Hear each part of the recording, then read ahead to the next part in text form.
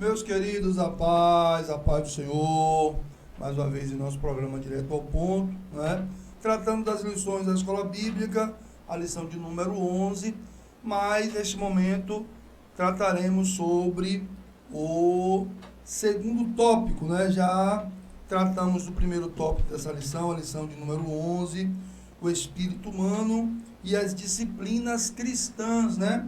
Nós tratamos em um momento anterior sobre o primeiro tópico, que fala sobre a piedade e as disciplinas cristãs, né? E agora nós trataremos, queridos, eu gostaria que você continuasse conosco, nos ajudasse, compartilhasse, comentasse, tá bom? É um trabalho que tem como propósito falar de Deus, a sua palavra, né? Trazer orientações bíblicas, esclarecer questões através da lição, né, da Escola Bíblica Dominical, produzida pela CGADB. E trataremos agora sobre o segundo tópico dessa lição, né, que tem como tema o desafio das disciplinas espirituais. E aí nós temos aqui, nesse tópico, 3 subtópicos, né? O primeiro, que trata sobre a analogia do corpo. O segundo subtópico, apatia, engano e pecado. E o terceiro subtópico fala sobre a teoria e a prática. Franklin, o que é que podemos iniciar aí tratando sobre esses assuntos tão interessantes da lição de número 11 do segundo tópico? Podemos iniciar aqui, vou até começar pelo ponto 2, apatia, engano e pecado.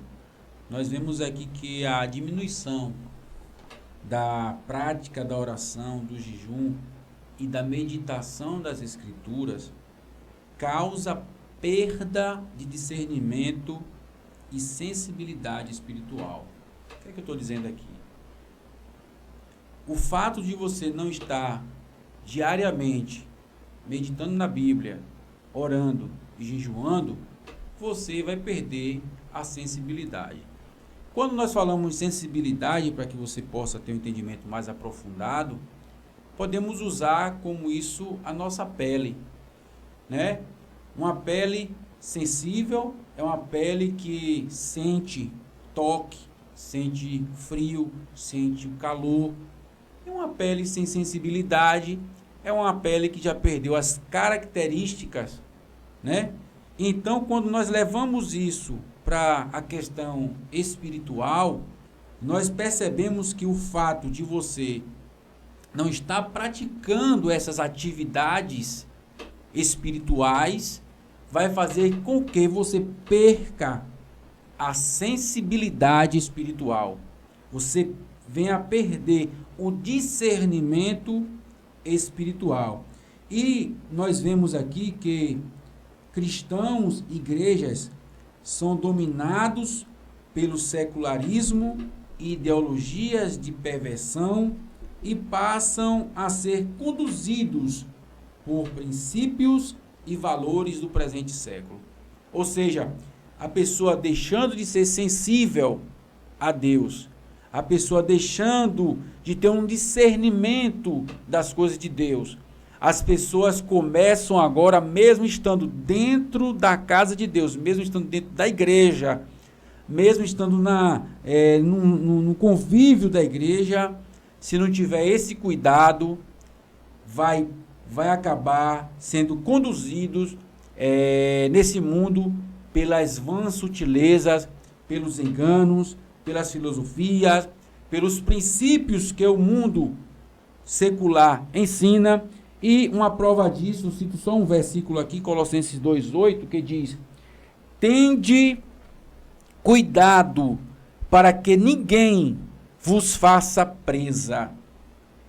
Presa sua. Imagine você sendo uma presa, né? O que é uma presa? Por meio de filosofias e vãs sutilezas, segundo a tradição dos homens, segundo os rudimentos do mundo e não segundo Cristo. Então, quando se perde essa sensibilidade por não praticar, acaba deixando de seguir a Cristo para seguir o mundo. Gleidson. E é interessante, né? esse texto que você leu, a pessoa se torna uma presa porque ela não consegue mais discernir. Ela acaba sendo levada pelas filosofias vãs, né? 1 Coríntios, capítulo 2, versículo 15, vai nos informar que quem é espiritual consegue discernir. Então, quando você deixa a prática da oração, do jejum, da leitura da palavra, você se torna uma presa fácil, né? Você consegue... você acaba sendo levada pelas filosofias, né? Então as pessoas conseguem te levar pelas vãs filosofias porque você deixou de ser espiritual, você deixou de ter condições de discernir bem o que é de Deus e o que não é de Deus. Então é complicado e a gente precisa tomar cuidado, porque quem é espiritual discerne bem e quem não é espiritual se deixa levar e é levado por filosofias vãs. Eu quero, inclusive, reforçar isso aí, Franklin, porque é o seguinte: quando acontece isso, você acaba se perdendo um pouco, porque você deixou de exercitar, você deixou de orar e de meditar. E aí, a lição vai nos falar sobre isso, e aí eu vou voltar aqui para o primeiro ponto. Você falou do segundo subtópico, e eu volto para o primeiro, que está alinhado a esse que você colocou. Veja, que quando você deixa de exercitar, e aí o texto vai dizer aqui, não é fácil manter uma rotina de exercício físico, fazendo mais uma vez aqui o paralelo do exercício físico com as questões espirituais, né? Com as disciplinas espirituais, né? Quando menos se exercita, menos se quer exercitar. E quanto mais tempo parado, pior fica. Aí vai continuar aqui dizendo, a retomada costuma ser um processo doloroso e geralmente impõe limitações, impedindo que se alcance um estado ideal. Ou seja, você deixou de ser espiritual, você deixou de discernir bem, você deixou a prática da oração, e aí você acaba sendo levada por filosofias, e aí agora fica difícil você voltar. Aí agora fica difícil você retomar as orações de madrugada, né? Você nos confessou que agora, com um tempo um pouquinho a mais que você está tendo hoje, você está conseguindo orar um pouco mais, inclusive nas madrugadas. Então, assim, retomar essa pegada de oração, de jejum, não é? É complicado quando você já deixou, né? Veja em Apocalipse 2:5, né? Falando sobre as igrejas, o texto vai dizer, lembra de onde caiu. Lembra por que você deixou de orar. Lembra por que você deixou de meditar na palavra. Lembra por que você deixou de ir à igreja. Lembra por que você deixou de ler a palavra. Lembre-se o que fez com que você deixasse de exercitar, né? As disciplinas espirituais. Levanta. Por que levanta? Porque quem se levanta somos nós que nos levantamos. Pedimos a Deus força, pedimos a Deus coragem, pedimos a Deus misericórdia, mas a atitude de se levantar é nossa. Tão certo isso, que lá em Lucas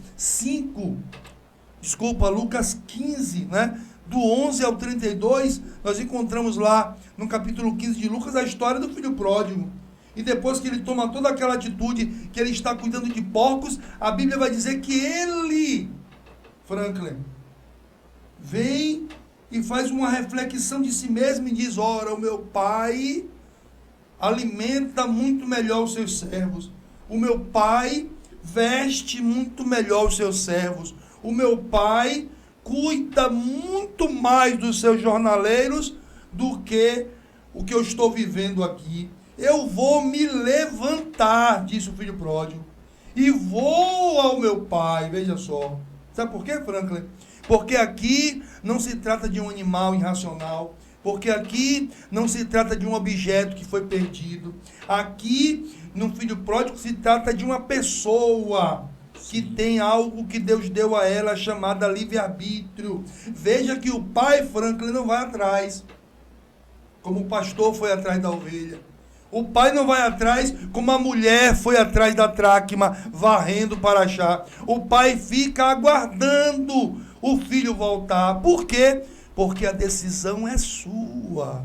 Tem muita gente dizendo, se Deus quiser, vai acontecer, se Deus quiser, eu vou me levantar, se Deus quiser, eu vou retornar, eu vou regressar. Aí Deus manda uma pergunta para você, você quer?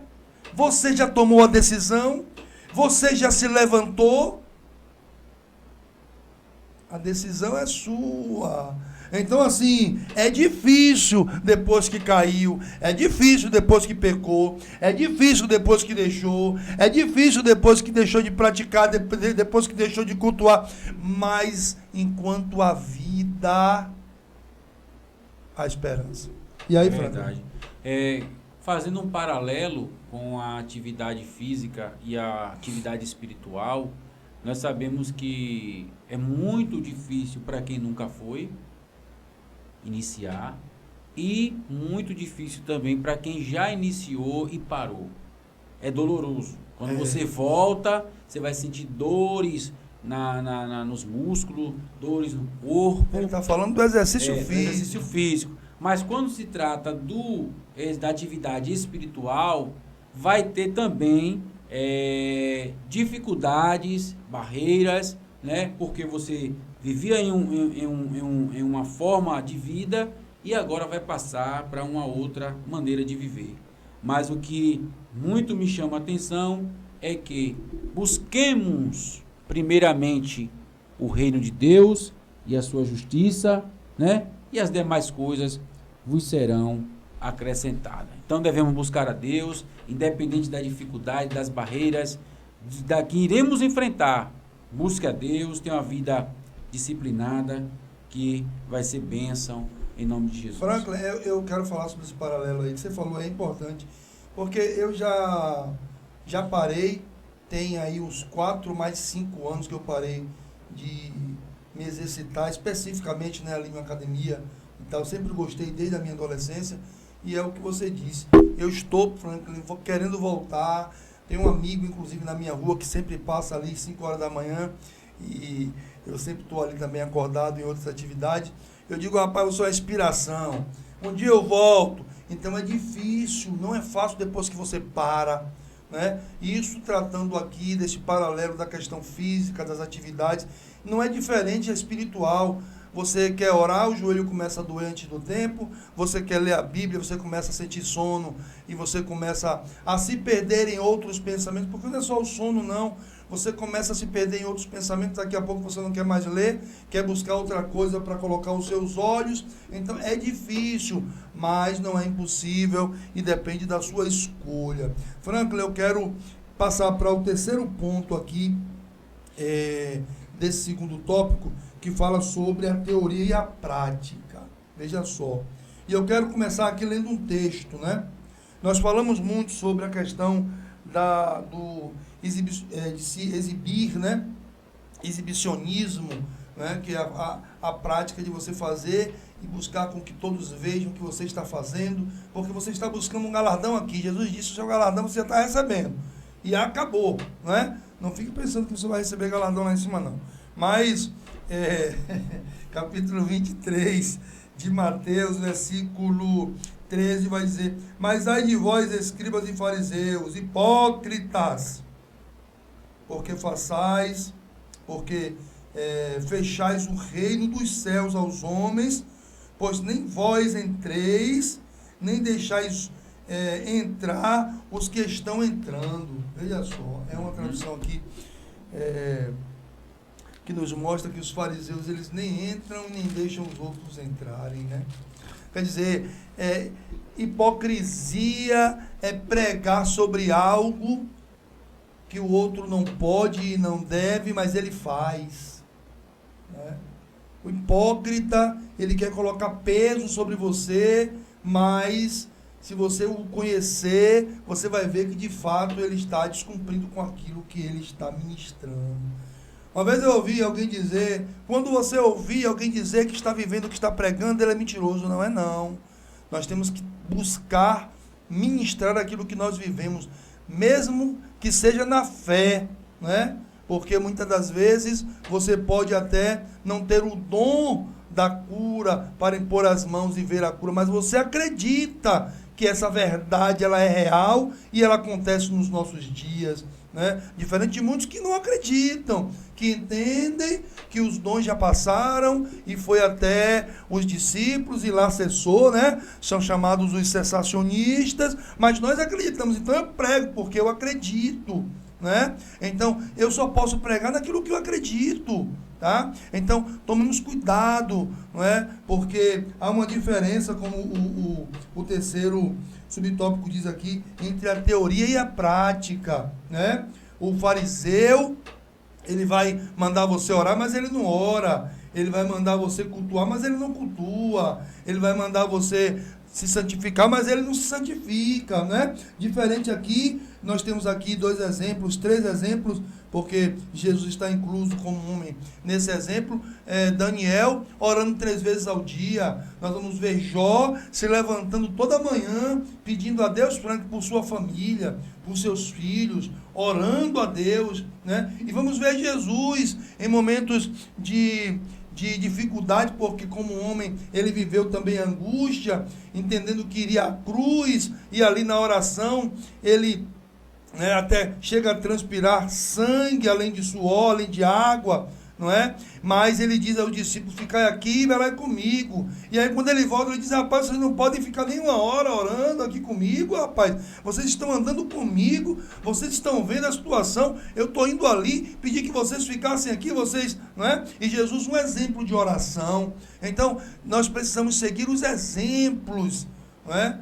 Jesus, Jó, Daniel, Paulo, está escrito, orai sem cessar, né? E alguém pensa que tem que ficar de joelho o tempo todo, não. Fica conectado com Deus, conversando com Deus, no trabalho, na escola, em casa, não é, Franklin? Sim, tomando banho, conectado com Deus, ligado com Deus, é isso que o Senhor quer para as nossas vidas. Então, vamos tomar cuidado, né?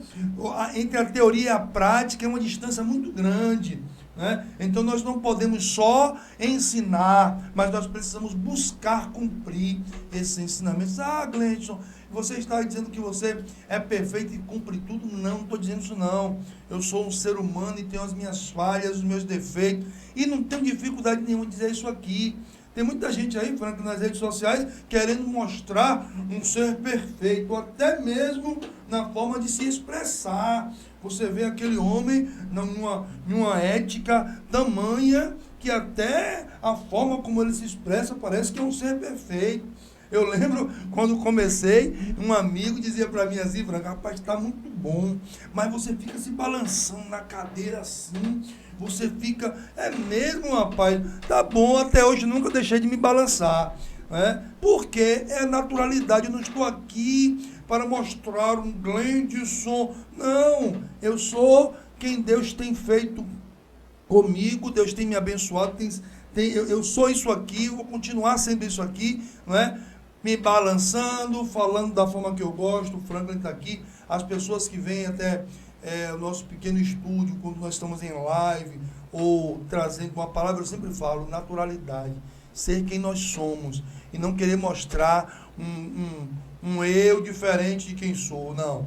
Aqui nós somos servos. Quer falar alguma coisa, Franklin, para a gente finalizar esse tópico? Sim. Como o tópico que fala sobre da teoria à prática, está falando que há uma teoria que nós já acabamos, a gente vem falando sobre essa teoria, esse ensinamento, mas agora também devemos falar um pouco sobre a prática, né? Colocar isso em prática. E eu gostaria de citar aqui uma palavra que eu ouvi de um grande evangelista, Billy Graham, essa semana, e no seu vídeo que eu tive o acesso, ele dizia o seguinte: muitas das vezes nós como igreja estamos falando, estamos dizendo que não temos tempo para buscar a Deus, não temos tempo para exercitar as práticas espirituais, que é orar, que é jejuar, que é meditar. Mas ele dá um conselho naquela pregação, ele fala, tire pelo menos 2 horas das 24 horas que você tem no dia e diga assim: Deus, essas 2 horas é para mim orar e é para mim meditar na sua palavra. É esse o conselho que ele dá, quando nós vemos, mas esse conselho tem base bíblica? Tem sim. Daniel 6:10. Lê aí, você que está tendo acesso a essa aula. 6:10 diz assim: Daniel, pois, quando soube que a escritura estava assinada, entrou em sua casa. Ora, havia no seu quarto janelas abertas da banda de Jerusalém, e 3 vezes no dia se punha de joelhos e orava. Ó, que coisa maravilhosa! E dava graças diante do seu Deus, como também antes costumava fazer. Então, quando a Bíblia diz que deu graças, orava, deu graças, como antes costumava fazer, a Bíblia está dizendo: Daniel vivia uma prática de oração, uma prática de jejum. Daniel vivia uma prática, né, espiritual. E foi por isso que ele se tornou quem ele se tornou. O grande profeta que teve revelações, um profeta que teve visões, um profeta que teve intimidade com Deus, de ouvir a voz de Deus. Então, trazendo para a prática, procure, como diz aqui na lição, as reuniões, porque como numa academia, Glendson, quando nós puxamos para o lado do corpo físico na academia, tem pessoas que vão todos os dias, mas tem pessoas que vão o quê? 3 vezes na semana, né? 3 vezes na semana. Às vezes também tem pessoas que vai estar todos os dias na igreja, todos os dias praticando as atividades espirituais, mas também vão ter aquelas pessoas que não vão ter essa força de estar todos os dias lendo a Bíblia, orando. Não vamos ser aqui hipócritas. Vai ter pessoas que não vai ter essa força, né? Fazendo esse paralelo. Mas dentro da força que o Senhor está te dando, procure ir para as reuniões na igreja de oração, de consagração, frequentar a escola bíblica dominical, que é um evento da igreja que ensina, que lhe orienta, que lhe instrui, né? Procure se fortalecer juntamente com a sua família. Que Deus abençoe a sua vida. Franklin, você falando aí, eu lembrei aqui de um texto, porque essa questão a gente precisa entender muito, né? É a questão teoria e prática. Não pode se ter apenas teoria. Não pode ser como os fariseus, como os hipócritas, que ensinam, mas não vivem. É preciso ter a obra, né? Eu lembrei aqui de Tiago capítulo 2 e versículo 26, e no capítulo 2 eu falo muito sobre isso, né?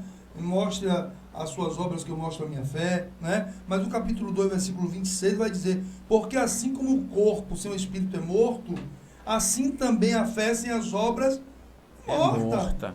Né? Só teoria, você dizer que crê, mas você não viver o que você crê, isso está morto diante de Deus, isso não vale.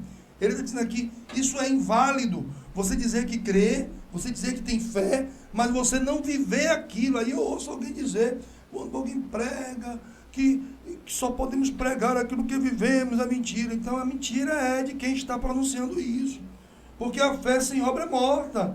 Se você crê, irmão, você vai fazer de tudo para viver aquilo. Ou então você não crê, entende? Assim como o corpo sem o espírito é morto. Para que ele tivesse vida, o Senhor teve que soprar o espírito de vida. E aí ele tornou-se alma vivente. Não é? E nós, crendo em Deus, credibilizamos a palavra e seguimos a palavra e obedecemos a palavra. Então exercitamos, não é? Com as disciplinas espirituais, orando, lendo, crendo, buscando, jejuando. Por quê? Porque eu acredito. Queridos, Deus abençoe a sua vida, fique conosco, nos ajude, compartilhe, tá bom? Deus abençoe também a sua família.